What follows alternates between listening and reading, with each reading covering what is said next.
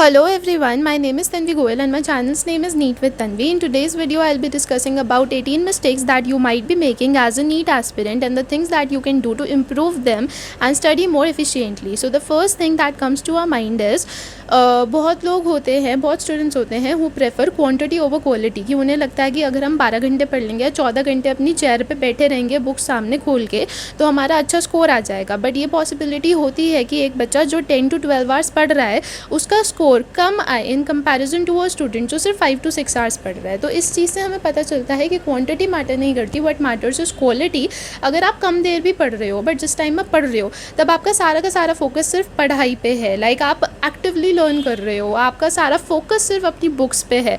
और अगर आप 10 से 12 घंटे बैठ रहे हो बट उस टाइम पे आपका फोकस सिर्फ बुक्स पे नहीं है, आपके दिमाग में वो बात भी चल रही है जो शायद आपके दोस्त ने आपको कही थी. द सेकंड थिंग इज़ कि what is your way of learning. Like बहुत लोग होते हैं जो अभी तक अपना वे ऑफ लर्निंग ही डिस्कवर नहीं कर पाए हैं.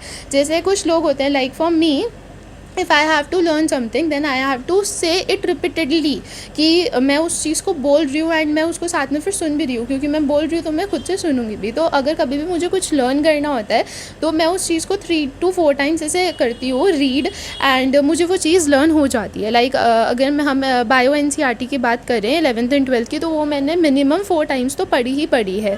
तो this is my way of learning. My way of learning is speaking. बहुत लोगों का होता है राइटिंग, कि उनको चीज़ें लिख लिख के लर्न होती है. So you have to discover your own way of learning, क्योंकि अगर आपने एक बार वो डिस्कवर कर लिया देन आप बहुत अच्छे से लर्न कर पाओगे. हो सकता है जो चीज़ें आप अभी लर्न नहीं कर पाते हो, भूल जाते हो, वो भी आपको फिर याद है. Next point is distractions. अब बहुत लोग होते हैं जो कहते हैं कि आपको फ्रेंड से डिस्ट्रैक्शंस हो सकते हैं, आपको रिलेशनशिप से डिस्ट्रैक्शन हो सकती है. तो अगर आप अपने रूम में पढ़ रहे हो, ठीक है, आप चेयर पे बैठे हो, बुक्स आपकी टेबल पे रखी है, आप पढ़ रहे हो एंड तभी आप देखते हो सडनली रूम के कॉर्नर में एक चूहा है एंड आपका जो सारा फोकस है वो पढ़ाई से हट के उस चूहे पे चला गया. वो चूहा क्या कर रहा है, वो दीवार पे चढ़ने की कोशिश कर रहा है. तो ये जो चीज़ आपके साथ अभी हुई है ना, दिस इज़ डिस्ट्रैक्शन. तो क्या कोई ये बोलता है कि हाँ चूहा भी डिस्ट्रैक्शन हो सकता है, आपके रूम में लिजर्ड है वो भी डिस्ट्रैक्शन हो सकती है. सो डिस्ट्रैक्शन को इक्वल टू फ्रेंड्स और रिलेशनशिप बना दिया है सोसाइटी ने. आपका खुद का माइंडसेट है कि आप किस चीज़ को अलाउ कर रहे हो आपको खुद को डिस्ट्रैक्ट करने के लिए. Then comes toxic people. तो ये तो नीट JEE UPSC हर एक ही स्ट्रीम के एस्पिरेंट फेस करते होंगे टॉक्सिक पीपल. तो मेरा तो सबसे पहली चीज़ यही है एंड ये मैं खुद पे भी अप्लाई करती हूँ कि जो भी इंसान आपको लगे that this person is spreading toxicity in your life, block that person right away. मतलब कुछ सोचना ही नहीं है, ब्लॉक दैट पर्सन. बट कुछ लोग ऐसे होते हैं जिनको आप ब्लॉक नहीं कर सकते हो. For example if it is your close relatives और योर पेरेंट्स और योर ग्रैंड पेरेंट्स, तो बहुत बार ये लोग भी टॉक्सिक हो जाते हैं. एंड अगर कोई भी पेरेंट ये वीडियो देख रहा है then you have to accept this thing, but obviously you can't block them, you live with them. So what you have to do is ignore. Okay, ignore those toxic people whom you can't block, क्योंकि see people are toxic to you for as long as you are not successful. Once you are successful everyone's gonna be nice with you. So जिन लोगों को आप अभी block नहीं कर सकते and they're toxic to you, just ignore them. बातें कान से सुनो, दूसरे से निकाल दो. Work hard, be focused. Once you will achieve your goal na, then everyone will be very nice to you. Then the fifth point is keep yourself motivated. But what I prefer is motivation comes from inside.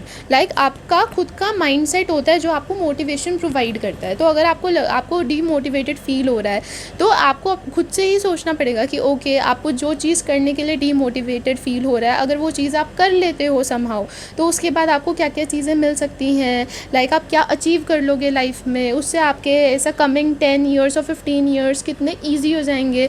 तो motivation जो है ना, आप सिर्फ खुद को ही motivate कर सकते हो. Then sixth and the very important point, over dependence on coaching. मैंने बहुत सारे अपने क्लासमेट्स भी देखे हैं who were over dependent on their coaching. Like for some kids it was their mind set that once they have joined a coaching, a good coaching, then their success is ऐसा 100% की हाँ उनको अब success मिलेगी ही मिलेगी. But ऐसा नहीं होता है. कोचिंग आप ज्वाइन कर रहे हो, बहुत अच्छी बात है, वहाँ पे टीचर्स भी बहुत अच्छे होंगे, बट ज़रूरी नहीं है कि सिर्फ कोचिंग ज्वाइन करना इनफ हो.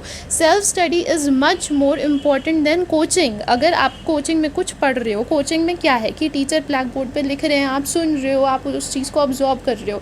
बट जब आप वही सेम चीज़ घर आके करने का ट्राई करोगे ना, हो सकता है आपसे ना हो, क्योंकि उस चीज़ को आपने खुद से तो करा ही नहीं ना. टीचर बोल रहे थे, टीचर लिख रहे थे, आपने उस चीज़ को सुन लिया.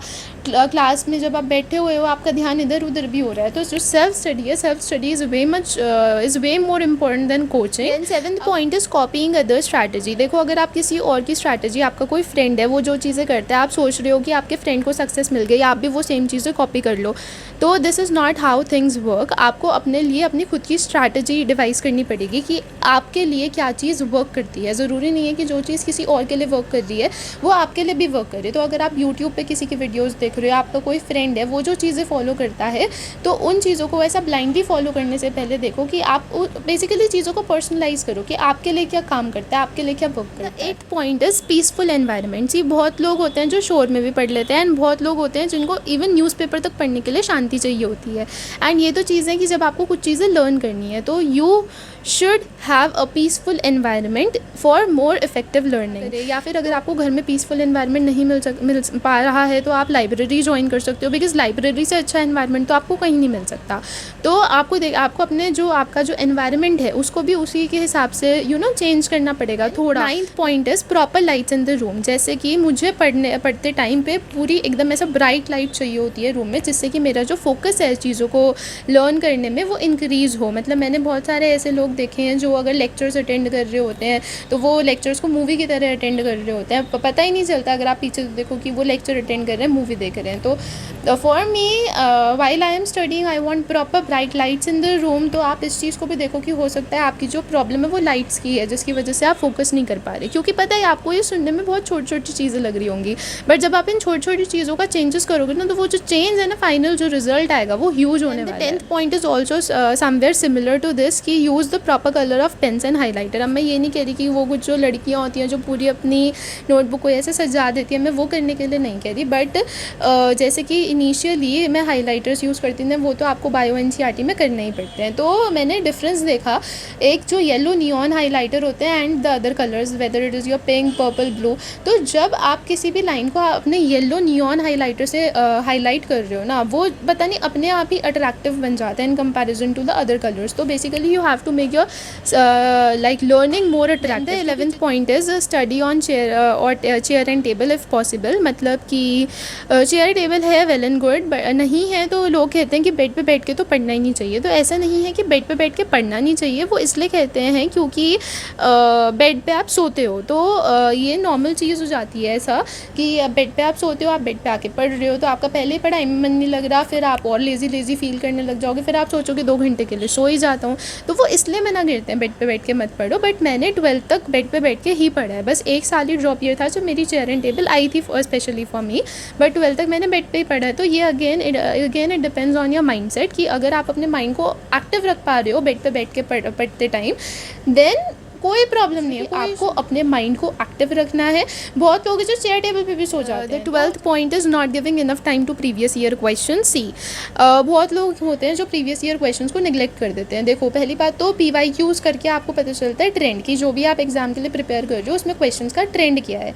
एंड सेकेंडली आपको क्वेश्चन प्रैक्टिस तो करनी है, then why not PYQ. 13th point which is very very important for NEET aspirants is don't use hundreds of books. Stick to only a limited number of books and revise them again and again. मैंने personally NEET दिया है 2 बार, तो मैं अपने personal experience से ही बता रही हूँ. I am not here to misguide you. And then the 14th point is do sample papers, like do give mock test. वो भी इंपॉर्टेंट है क्योंकि आप सोचोगे कि यार मैं मॉक टेस्ट क्यों ही दूँ, क्वेश्चन प्रैक्टिस तो मैंने करी ली. मॉक टेस्ट होते हैं आपके टाइम मैनेजमेंट के लिए, एंड यू नेवर नो कि एग्जाम डिफिकल्ट आए, ईजी है, आपके पास टाइम बचे ना बचे. तो मॉक टेस्ट होते हैं क्वेश्चन प्रैक्टिस के लिए ना, क्वेश्चन प्रैक्टिस के लिए, टाइम मैनेजमेंट के लिए ना, OMR प्रैक्टिस के लिए. 15th point is you are not taking enough sleep. See you are a human, you are not a robot. तो आपको 7 to 8 hours ऑफ स्लीप लेनी ही पड़ेगी. Exercise, do take care of your physical and mental health. आपको मैं ये नहीं कह रही कि पूरा 2 घंटे के लिए जिम जाओ, आप हाफ एन आवर का योगा कर लो घर में, उससे क्या है कि आप थोड़े रिफ्रेश्ड रहोगे। The 17th point is lack of proper planning और टाइम टेबल। मैंने भी अपना टाइम टेबल बनाया था, हर एक जो सीरियस एस्पिरेंट है वो अपना टाइम टेबल बनाता है। 18th point is how to bear stress anxiety. तो स्ट्रेस एंग्जाइटी अगर हो रही है तो उसको तो आपको बियर करना ही पड़ेगा, क्योंकि अगर मैं बोलूँ कि आपको होनी ही नहीं चाहिए तो वो तो ऑब्वियसली बात है, सबको ही होती है। तो जो स्ट्रेस एंग्जाइटी है उसको आपको इतना ज़्यादा इंक्रीज़ नहीं करना कि ऐसा आप ओवर थिंकर ही बन गए हो, बट हाँ थोड़ी बहुत स्ट्रेस एंग्जाइटी होना कॉमन है, उसको आराम से डील करना है। कीप योरसेल्फ काम। ये इंपॉर्टेंट 18 पॉइंट्स हैं जो आपको याद रखने चाहिए, एंड ये सारे पॉइंट्स मैंने अपने खुद के पर्सनल एक्सपीरियंस से लिखे हैं।